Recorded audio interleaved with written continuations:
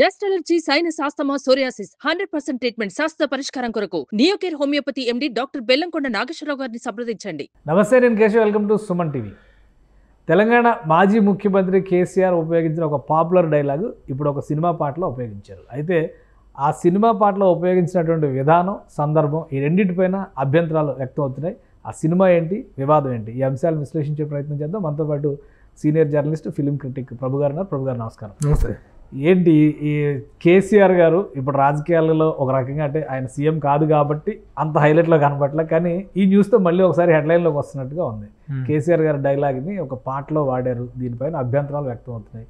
ఏంటి దాని కథా కమామిషు? ఇదని ఈ పాటలో వాడటం అనేటువంటిది ఫస్ట్ టైం జరిగింది, కానీ అంతకుముందు ఇది చాలా పాపులర్ మీమ్ ఆయన మీద. ఏం చేద్దాం అంటావు మరి అనేటువంటిది చాలా సందర్భాల్లో చాలా మీమ్స్లో వాడినటువంటిది తప్ప కొత్తగా వీళ్ళు మాత్రమే వాడినటువంటిది కాదు. ఆ పాటలో ఉపయోగించడం జరిగింది అంతే తప్ప దాన్ని ఏదో దాని మీద ఏదో కంప్లైంట్ కూడా ఇచ్చినట్టున్నారు. పోలీస్ స్టేషన్లో కంప్లైంట్ ఇచ్చేసి మా మాజీ ముఖ్యమంత్రిని, మా పార్టీ నాయకుడిని ఇలా కించపరిచారు అనేటువంటిది కేసు వేయటం జరిగింది. దాని మీద ఒక వివాదం నడుస్తుంది. వాళ్ళు ఎలాంటి మరి పోలీస్ కంప్లైంట్ మీద వాళ్ళు ఎలా రియాక్ట్ అవుతారు అనేటువంటిది we have to wait and see. అనేది డబుల్ ఇస్మార్ట్ శంకర్ పెద్ద హిట్ అయింది తెలంగాణ స్లాంగ్ లో. హీరో రామ్ పోతిని అని కూడా మంచి పేరు వచ్చింది. పూరి జగన్నాథ్ కూడా ఆ సినిమాతో కంబ్యాక్ ఇప్పుడు మళ్ళీ కంబ్యాక్ అనే ప్రయత్నంలోనే ఉన్నాడు లైగర్ తర్వాత. ఈ సినిమాతో మళ్ళీ వివాదంలో రాజుకుంది. మేజర్ గా అబ్జెక్ట్ చేస్తుంది ఏంటంటే, డైలాగ్ వాడడం కంటే కల్లు కాంపౌండ్లో పాట చిత్రీకరిస్తూ అందులో వాడారు, అది కేసీఆర్ని అవమానించడమే అనేటువంటి మాట చెప్తున్నారు. ఇది depends upon how the people take it. అది ఒక చిన్న సందర్భంలో వాడినట్టు మీమ్స్ అనేటువంటి వాడిని వాడుతూనే ఉంటారు. అన్ని సందర్భాల్లో కొన్ని వందల సార్లు వచ్చినటువంటి మీమ్ అది. ఇప్పుడు కొత్తగా వచ్చినటువంటి మీమ్ కాదు. ఆ వాడిన సందర్భాలు అన్నింటిలో ఇదే గొప్ప సందర్భాల్లోనే వాడారా, సీరియస్ సందర్భాల్లోనూ వాడారు, కామెడీ పరంగా. మీమ్స్ అనేటువంటి వాళ్ళకు మీనింగే అది. మీమ్స్ అనేటువంటి సరదా సందర్భాల్లో వీటిలో వాడతారు తప్ప మీమ్స్ అనేవి డిజిటల్ మీడియాలో వైరల్ అయిపోయింది. మీమ్స్ మీద ఎవరి కంట్రోల్ ఉండట్లేదు, మీమ్స్ మీద ఎవరి ఇది ఉండట్లేదు. దాన్ని మాత్రమే వాడారు తప్ప అదేదో ఆయన డెలిబరేట్గా కించపరచాలనే ఉద్దేశంతో కాదు. ఈ విషయంగా మనం లిరిక్ రైటర్ అయినటువంటి కాసర్ల శ్యామ్ గారితో కూడా మాట్లాడటం జరిగింది. అలాగే పూరి జగన్నాథ్ వాళ్ళ యూనిట్ వాళ్ళతో కూడా మాట్లాడటం జరిగింది. మాట్లాడటం ఆయన మీద ఇదే ఉంటుందండి. పెద్ద ఆయన అసలు కేసీఆర్ గారిని ఉద్దేశపూర్వకంగా ఏదో డిగ్రేడ్ చేయాలనేటువంటిది ఏం కాదు, ఉద్దేశం కాదు. ఆ సందర్భంలో ఆ వర్డ్ కరెక్ట్గా సిట్ అయింది, అది బాగా పాపులర్ అయింది కాబట్టి వాటం తప్ప కేసీఆర్ గారి వ్యక్తిత్వాన్ని కానీ, కేసీఆర్ గారి ఔన్నత్యాన్ని కానీ తగ్గించడం కానీ, వారిని ఏదో కించపరిచేలాగా చేయటం కానీ మా ఉద్దేశం కానే కాదు. మేము ఉద్దేశపూర్వకంగా ఎలాంటిది చేయలేదు అనేటువంటిది వాళ్ళు చెప్తున్నారు. కాసర్ల శ్యామ్ మీద పాట పాడినటువంటి రాహుల్ సిప్లిగంజ్ మీద చర్య తీసుకోవాలనేది ప్రధానమైనటువంటి డిమాండ్. ఒకవేళ మీమ్ని వాడాలనుకుంటే ఆ వాయిస్, ఆ డైలాగ్ని వాడుంటే ఓకే, కానీ యాజ్ ఇట్ ఈజ్గా కేసీఆర్ గారి డైలాగ్, కేసీఆర్ గారి వాయిస్ని వాడు. సో దీనిపైన మేజర్ అబ్జెక్షన్ అంటున్నారు బీఆర్ఎస్ లీడర్స్. సో అది బీఆర్ఎస్లో ఉన్నత స్థాయి లీడర్స్ వాళ్ళు కూడా కాదు, కొంతమంది అభిమానులు ఎవరో వేసినటువంటి కేసే తప్ప దాన్ని అంత సీరియస్గా ఎందుకు. ఇప్పుడు తెలంగాణ భాషని, మాండలికాన్ని అవమానించడం కిందకే వస్తుంది ఇది. ఆల్రెడీ గతంలో కూడా కెమెరామెన్ గంగతో రాంబాబు అని ఒక సినిమా తీశాడు పూరి జగన్నాథ్. అప్పుడు కూడా సేమ్, అప్పుడు ఉద్యమం పీక్ స్టేజ్లో ఉంది. సో అప్పుడు కూడా చాలా నెగిటివిటీ వచ్చింది. తర్వాత అధికారంలో ఉన్నప్పుడు కూడా చాలా ఇష్యూస్లో పూరి జగన్నాథ్ ఇబ్బంది పడడానికి కారణం కూడా అదే అనేటువంటి చర్చ నడిచింది. ఇప్పుడు మళ్ళీ పోయి కేసీఆర్ గారితో పెట్టుకోవడం ఎందుకు? ఇది కేసీఆర్తో పెట్టుకోవటం ఏంటి అసలు? ఆ మాటే కరెక్ట్ కాదు. కేసీఆర్ గారితో పెట్టుకున్నారు, కేసీఆర్ గారిని ఏదో ఢీకొన్నారు. ఇది ఒక చిన్న స్పోర్టివ్గా తీసుకోవాల్సినటువంటి సందర్భమే తప్ప తెలంగాణ యాసని కించపరిచారు. తెలంగాణ యాస మీదనే ఆ సినిమా సూపర్ డూపర్ హిట్ అయింది. ఒకప్పుడు తెలంగాణ భాషని, మాండలికాన్ని, యాసని కామెడీ క్యారెక్టర్లకు మాత్రమే ఉపయోగించారు, విలన్ పాత్రలకు మాత్రమే ఉపయోగించి అపహాస్యం పాలు చేశారు అనేటువంటి ఒక అభియోగం, ఆవేదన తెలంగాణ వాదులందరూ వ్యక్తం చేసినటువంటి సందర్భం మనకు తెలుసు.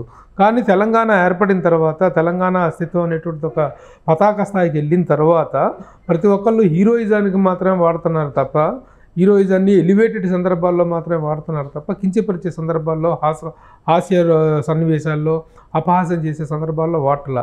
ఇది కూడా అలాగే ఉంటుంది తప్ప దీన్ని సీరియస్గా తీసుకోవాల్సిన అవసరం అయితే లేదు.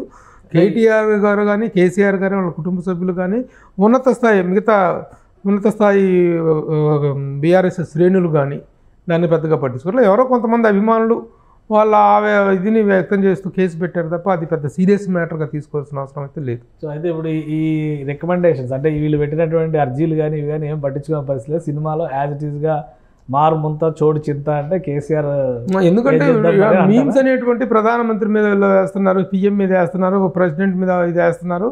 ఆ సందర్భాన్ని బట్టి స్పోర్టివ్ కదా మరీ కించపరిచేటువంటి సెన్సార్ బోర్డు యాక్సెప్ట్ చేస్తే ఒక పొలిటీషియన్కి సంబంధించినటువంటి వాయిస్ని ఒక పాటలో ఇలా వాడితే రేపు సెన్సార్షిప్ చేయాలి కదా సినిమాకి. ఇప్పుడు ఎలా రిలీజ్ చేసినా డిజిటల్లో నడిచిపోద్ది.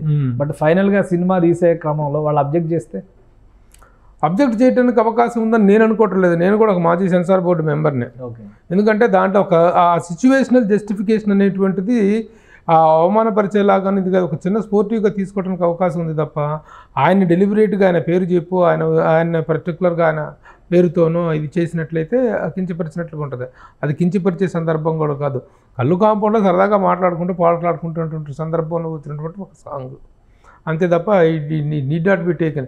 ఎందుకంటే కేటీఆర్ గారే అన్నారు, మీ నాన్నగారి పాపులర్ మీమ్స్లో మీకు ఇష్టమైన మీమ్ ఇది అంటే కేటీఆర్ గారి స్టేట్మెంట్ ఇది. ఏం చేద్దాం మరి అనేటువంటిది మా నాన్నగారి పాపులర్ మీమ్, అది నాకు చాలా ఇష్టము.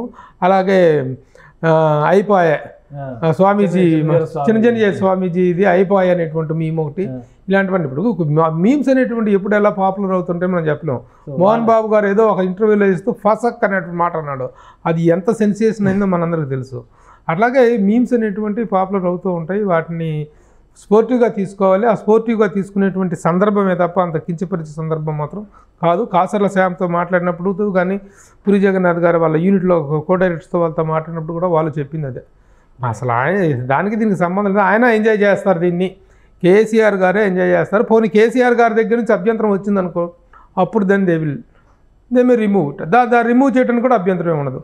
కేసీఆర్ గారు ఇంత చిన్న విషయాన్ని పట్టించుకొని జేసుగా సరదా అయినటువంటిది, మంచి ఫన్ అనేటువంటిది, జోష్ ఉన్నటువంటి పాట. ఆ పాటలో ఆయన వాడటం ఒక ప్లస్సే తప్ప మైనస్ అయితే కాదు అనేటువంటిది. థ్యాంక్ యూ ప్రభు గారు, మీ అభిప్రాయం తెలియజేసినందుకు. ఇది ఆ పాటలో ఉపయోగించినటువంటి పదం కేవలం ఒక మీమ్లో ఉపయోగించినటువంటి సందర్భంగానే దాన్ని చూడాలి తప్పితే దాన్ని రాజకీయ పార్టీలకు ఆపాదించడం కానీ తెలంగాణ భాష సంస్కృతులకి ఆపాదించాల్సినటువంటి అవసరం ఎంత మాత్రం లేదంటున్నారు. అలానే దీన్ని సరదాగా తీసుకునేంత హుందాతనం ఖచ్చితంగా కేసీఆర్ ఫ్యామిలీలో ఉంది కాబట్టి సినిమా యూనిట్ కూడా దీనిపైన పెద్ద సీరియస్గా తీసుకోవట్లేదు. ఒకవేళ కేసీఆర్ నుంచి కనుక అలాంటి సూచన వస్తే పరిహరించడానికి కూడా ఏమాత్రం వెనకడుగు వేయబోమని యూనిట్ నుంచి సమాచారం వచ్చినట్టుగా ప్రభు గారు చెప్తున్నారు. ఇది స్పెషల్ డిస్కషన్. Keep watching.